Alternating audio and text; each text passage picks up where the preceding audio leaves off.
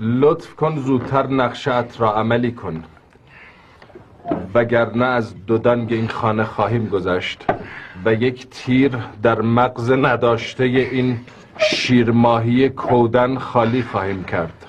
درستش میکنم مظفر خان. مراد خان خیلی گرسنتونه ها؟ نه خیلی زیاد نه. دلت برای ولایت تنگ شده؟ نه خیلی. نه خیر؟ نه من تو خزشت دیگه کسی رو ندارم، همه کسی کار من شمایی. پدر جان خواهش میکنم بذارین من برم تو اتاقم. بشین فروغ.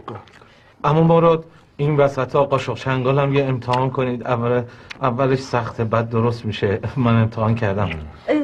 ببینید فقط بهداشتم رعایت بکنی وقت مریض میشینا. نه مراد مریض نمیشه.